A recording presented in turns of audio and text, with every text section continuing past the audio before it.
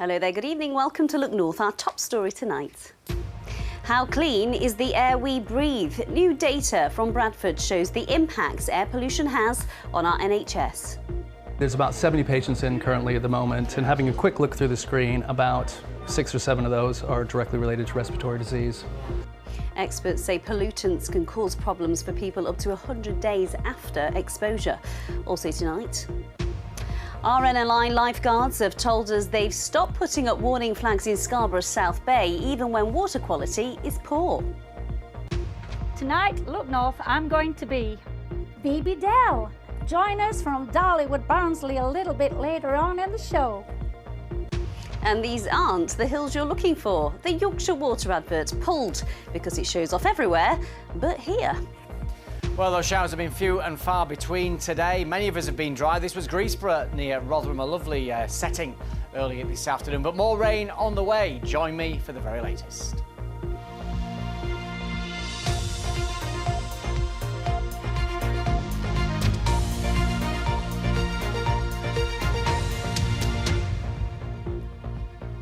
Hello, it's lovely to have your company on this Wednesday evening. The impact air pollution is having on our health has been underestimated, according to new research. It also shows the cost to the NHS and the strain that it's been put on our services. The Born in Bradford project has looked at 4 years of data and found that out of everyone attending Bradford A&E for breathing difficulties, almost half were linked to air pollution. And it's the same story for GP appointments, with over a third of those needing to see a doctor due to respiratory problems connected to air pollution. And it's not just our health that's suffering. The research shows these appointments have cost the NHS £2 million in Bradford alone. Our health correspondent Jamie Coulson has the details. So a busy morning in the ED, there's about 70 patients in currently at the moment, and having a quick look through the screen, about 6 or 7 of those are directly related to respiratory disease. In the A&E at Bradford Royal Infirmary, consultant Brad Wilson is used to dealing with patients suffering breathing difficulties. Breathing bad again, is it? Oh, yeah. Many have conditions like asthma or COPD that can flare up when exposed to infection or irritants. Lots of people have a chronic underlying illness, and what's happened is they've just been pushed over the edge, so it doesn't take much to push them over where they feel like they can't breathe. Things like pollution in the air, poor air quality where they live. They get exposed to viruses or a bacteria that makes their breathing worse. Now, new research from Born in Bradford has analysed the data of more than 120,000 patients over a 4-year period and found that the impact of air pollution on demand for A&E and GP services is greater than previously reported. The team looked at nearly 10,000 A&E visits for respiratory problems and found that almost half could be linked to days where levels of nitrogen dioxide, which is found in exhaust fumes, breached recommended levels set by the World Health Organization. Researchers also looked at more than 114,000 GP appointments, where over a third of cases could be linked to days with excessive pollution. The study also found patients could still be affected by pollutants up to 100 days after exposure. It's important to remember that many of those attendances would be entirely preventable if we had lowered pollution levels in the city. So it's really important for everyone to remember there is no safe level of pollution. So what are some of the things that make your breathing worse? Dr. Catherine Hickman is a GP in Bradford and the respiratory lead for West Yorkshire. We are seeing more and more patients being affected by air pollution, and actually if we could do something on a wider scale, not only local but also nationally, to reduce polluting vehicles, it will have an impact on patients' lives. A clean air zone was launched in Bradford last September, which introduced daily charges for the most polluting commercial vehicles. 10 months on, it's still too early to know what impact it's had. We're really hopeful that as well as the changes to the traffic flow, we're going to see an improvement in air quality, and we'll see an improvement at the most polluted hotspots, but also right across the city of Bradford. And we have actually seen that in other cities. Take care of yourself, all right? If air pollution can be reduced, it's hoped it'll make a difference for patients and the NHS. Jamie Coulson, BBC Look North. I'm joined now by Dr. John Wright, who leads the Bradford Institute for Health Research and is one of the report's authors. John, good to have you with us. We've seen the impact in Bradford. What can this mean for other towns and cities across Yorkshire? So the worrying thing is that nearly everybody is exposed to toxic levels of air pollution. So unless you're living in the remote part of the north of Scotland, our towns and our cities are full of cars and vehicles emitting air pollution. So while we've shown this evidence in Born in Bradford in using our data, actually it's going to be relevant to every city, every town across the UK. And we heard there the impact, £2 million on the NHS just in Bradford alone, but presumably the impact is huge across the NHS. Yeah, and we tend to think about the NHS as, you know, when there's demand, getting more doctors and nurses, but actually what we need to do is get cleaner air. There it talked about the delayed impact of pollution. How do you know if respiratory problems you're having are related to an event 100 days earlier?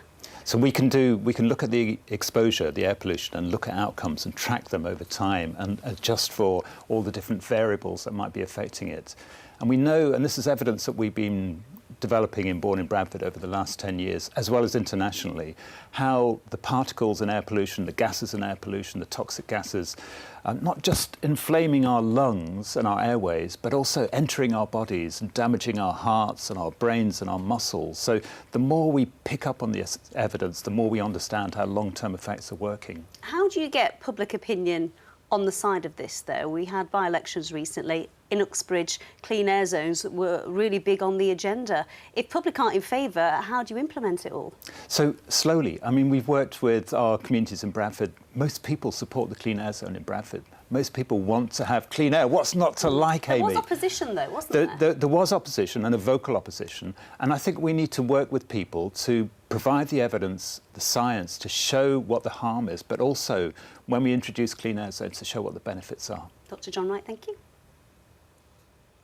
Next tonight, the RNLI lifeguards who keep beaches safe have told us that they've stopped putting up warning flags in Scarborough South Bay. The flags are supposed to advise people against entering the water if conditions are dangerous or if the water quality is poor. The water quality in South Bay is classed as poor, but whilst flags are flying in other seaside resorts, they've disappeared in Scarborough South Bay. Our correspondent Spencer Stokes is in Scarborough for us tonight, and I can see in the background there are some people who are around the water, and presumably there have been people swimming in there today, Spencer. Yes, they're heading out. A few people going out rowing and people in and out of the water all day, even though it's been a very typical summer's day here on the Yorkshire coast. Some sunshine, some showers, and the breeze getting up a bit now. And there are signs on the beach warning about the poor water quality. What is different this summer is that there are no warning flags, no advice flags from the RNL flying on this beach. I've been spending the day finding out why. The message in Scarborough's South Bay is clear: stay out of the sea due to poor water quality. But the flag system, designed to communicate whether it's safe to go in the water, has been put on hold. We all know the water quality is poor at the moment. It's a big shame. We think we know why it's poor. If it's poor, the flags should be up because people need to know. Otherwise, children will they'll run down the beach. Parents won't see it. The signs saying the water quality is poor are tiny. Yeah, we saw the flagpoles and just presumed it was an area that you couldn't swim in, but it doesn't say anything else. And there's a small A4 size where I suppose if you go up to it and start to have a look at it, it'll be able to tell you more, but it's not really obvious, I guess. But we did see them flying on the other beach. Is it South Beach? North Beach. Yeah, the other day there was some flags out, but yeah, we haven't seen any on this beach today. There are three types of flag. Red and yellow marks out the swimming zone. The black and white flag shows the surfing area where swimmers shouldn't go. And the red flag means don't enter the water because it's unsafe due to sea conditions or water quality. But in South Bay, the flags have disappeared. The RNLI say that at South Bay, risks are now being made dynamically and flags aren't always displayed, but the lifeguards remain on patrol. So why the change of policy? It's understood that flag flying on this beach was suspended in May after North Yorkshire Council asked the RNLI why they had changed their use of red flag warnings. Now, red flags can be flown when the water is polluted. North Yorkshire Council now say that it's up to the RNLI whether or not they fly the flags again this summer. For this surfing business, it's meant that lessons have been suspended for nearly 3 months due to the flag policy and the pollution warning signs. Every lesson I've done for the last 7 years, I've taught people to respect lifeguards, respect the advice, look at the flag system, because they know about the beach, they know far more than you do. That beach has been managed a certain way, we understand it. If it's not managed in that way, everyone is just confused, and I think the safety of people is paramount from surfing. The sea is exceptionally dangerous if treated with disrespect. One opposition councillor also wants clarity in the form of cleaner water and a clear flag policy. We should be having flags flown on the beach so that there's guidance for people who come to the beach to know whether it's clean or not. So I am confused by it myself, and I'm sure that tourists and visitors to the South Bay are curious also. It's not known if flags will reappear on flag poles in the months ahead. And despite water quality warnings, the sea continues to attract bathers. Spencer Stokes, BBC Look North, Scarborough. Of course, flags advising about water quality wouldn't be needed if the water quality was good. Now, we've been in touch with the Environment Agency today, and they say they're unequivocal that polluting our seas is unacceptable, and there's much to be done to tackle pollution in this bay. They're launching a study to see what the cause is. They say it could be sewage from Yorkshire Water, or it could be industrial pollution. Whatever it is, it will take a long time to establish, and it could be several years before there's a solution to the pollution in Scarborough's South Bay. Spencer, thank you. You're watching Wednesday's Look North, still to come on tonight's programme. Saddle up, it's the annual Joe Cox Way cycle ride.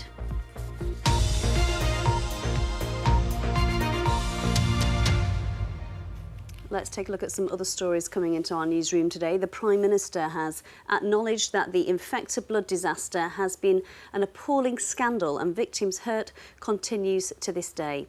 It's thought around 30,000 people in the UK were given contaminated blood products in the 1970s and 80s.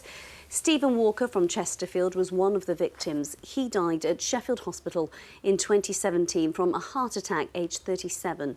His mum Gwyneth wants justice. My personal suffering watching my child being poorly for all of those years and eventually dying it's blighted my life too. I was in my 20s when this happened to my little boy, and here I am, a pensioner, still without having justice served. The Broad Lane Walk-in Health Centre in Sheffield has been rated as inadequate after inspectors raised concerns around patient safety. The Care Quality Commission inspected Sheffield City GP Health Centre in April. It found there were insufficient staff members to run the service at the centre effectively, and patients had reported long waits to access care. The clinic says it's responded promptly to rectify areas for improvements that were identified. A paramedic who was in the ambulance service for 20 years was given an escort by the ambulance service at her funeral in Chesterfield. In January, Louise O'Neill was diagnosed with terminal pelvic cancer. Her husband says her last dying wish was for the ambulance service to receive more recognition. Around 100 ambulance workers attended her funeral in Chesterfield this afternoon.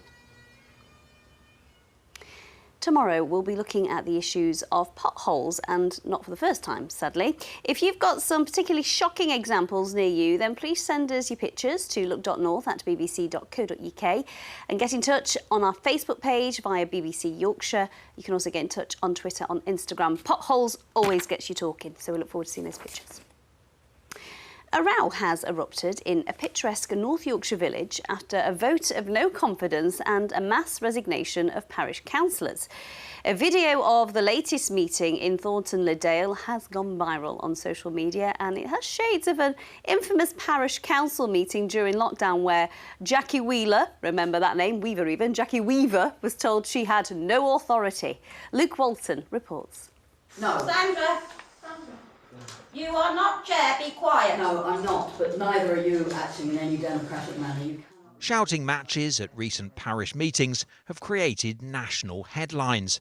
The county councillor who filmed them said she'd hoped to improve the behaviour of participants. I really thought, how can we try and control this and make them realise that this is not suitable language for somebody of an elected position? No. And I What are we noting for I'm what saying. you're saying? Are you staying or resigning? Sorry, did you not hear? People are making comparisons with the Jackie Weaver moment. I mean, this has put Thornton-le-Dale in a pretty poor light.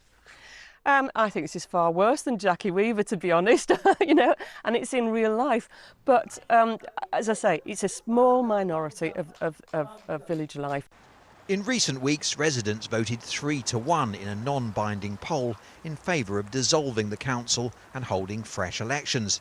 The idea has so far been resisted, but the former parish chair supports the plan, saying the parish is being undermined by personal animosity. It is a very, very small minority who are unfortunately getting an awful lot of voice at the moment. And that is a terrific shame. That's a pity for the village, because the village is a lovely place to live. It was an uncontested election that we entered, right? And that you are elected. Feelings were running very Yeah, high. absolutely. It doesn't look good for the village, No, does it? I agree. The person who replaced her as parish chair turned down our request for an interview, but with press reports alleging a feud between long-standing locals and incomers. What do others make of it? I think they enjoy it. It's all part of being in Yorkshire. You've got to fall out with each other and, you know, keep the momentum, the tension in the air. It's just a complete farce. I think it's big fish, little pond syndrome. It's friendly enough, yeah. No, it's just one or two what's stirring it, you know. The resignation of 5 parish councillors in the last 24 hours means further turbulence to come in Thornton-le-Dale's political waters. More twists expected in this unlikely village saga. Luke Walton, BBC Look North. All kicking off in Thornton-le-Dale, isn't it? A record number of women are taking part in the annual Joe Cox Way ride that set off from Yorkshire this morning. The event grows every year. This year there's 80 riders taking part this time, including 32 women. Over the next 5 days, they'll cover 280 miles from Yorkshire to London in memory of Joe Cox MP, who was murdered 7 years ago. I went down this morning to wave them all off. Gearing up for an epic ride. The Joe Cox Way attracts seasoned cyclists and newcomers of all ages, ranging from 17 years to 77. Very excited. Nerves are coming in, but I'm very excited. I've heard a lot of good things about this ride. It's a community here. Everyone supports each other. It's a good network. Jacine is the youngest rider here. He's jumping in the saddle for his dad. He cycled 2 years ago, and unfortunately he was diagnosed with cancer, so he had to take a step back from cycling. And it was a very sad time for the family, so yeah, I'm doing it for him. I'm very proud. I'm tearing up by it, trying to hold it back. How are you all feeling, ladies? Fantastic. Excited. There's more women taking part than ever this year, led by 77-year-old Kath. She's the oldest rider, but by no means the slowest. I joined Kath for some of the ride last year. She left me for dust. So you're back for more? Yeah, glutton for punishment. Sun's out for us today, so positive thinking. So you're the oldest rider again? Again, yeah. Why can't I find somebody who's 80 who come and do it? Because no one's as mad as you are. Well, she's certainly inspired some newcomers to the party. I only learnt to ride a bike in lockdown, so I've only been cycling for a couple of years. Really excited to get setting off now. I actually saw you last year cycling with Kath.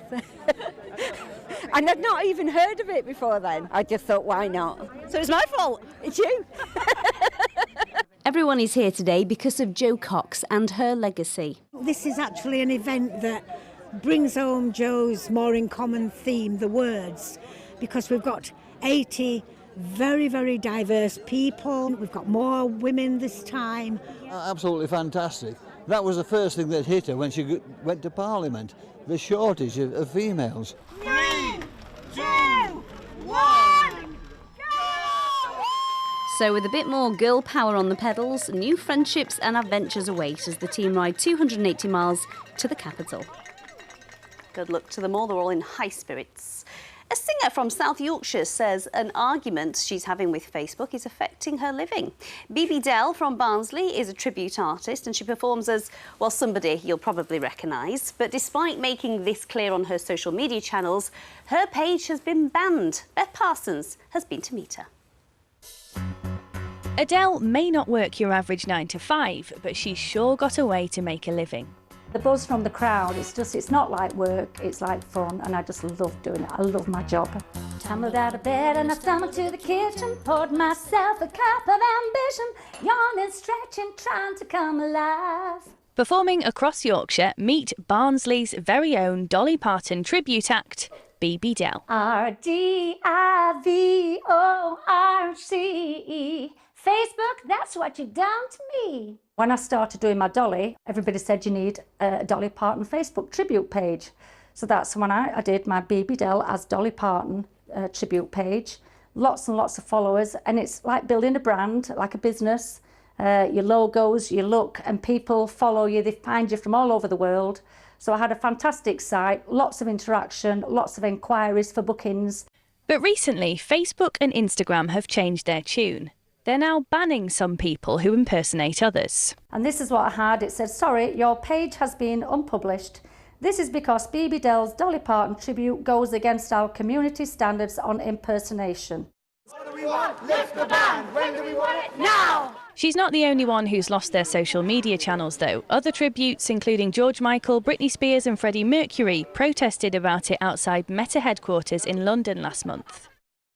Meta, the company that runs Facebook, says they've always allowed tribute acts and know it plays an important role in helping these communities connect with fans. Technology sometimes makes mistakes, and we've reinstated a number of pages and accounts that were wrongly removed. We encourage tribute acts to make it clear that they're not the real individual. I can't understand the logic why they've taken it down at all. I've done nothing wrong to anybody. It's clearly always said Dolly Parton tribute. At the end of every live show I do, it's always, you know, this is Dolly here, and you're all wondering where I'm from. I'm from a little place called Barnsley. I had to have this talk with you. Tennessee is a long way from here, and BB Dell has never pretended to be the real country superstar. Besides, it's been reported that Dolly, the real one, has no problem with tribute artists. The problem here is clearly the Facebook algorithms, which are far from hitting the right beat. Facebook, Facebook, Facebook, Facebook. Oh, I'm begging of you, please don't take my page. Beth Parsons, BBC Look North, Barnsley. Oh, I could burst into song with Dolly, but I won't. We have got some good news, though. After contacting Meta, we've just heard that BB's Facebook page has been reinstated, so there will be more Dolly from Barnsley. Now, when you hear the word Yorkshire, you might think of this. The glorious Yorkshire Dales, cascading waterfalls, or just stunning scenery like these images. You're unlikely to be thinking of a pub in Russia. Yorkshire Water has found themselves in hot water today after their new social media ad campaign featured lovely scenic views, none of which were actually in Yorkshire. Abigiola has been finding out what their customers think. A stirring film for a proud county. This is the video Yorkshire Water posted on social media, saying when it comes to saving water, Yorkshire people value the advice of bosses, barbers and beauticians.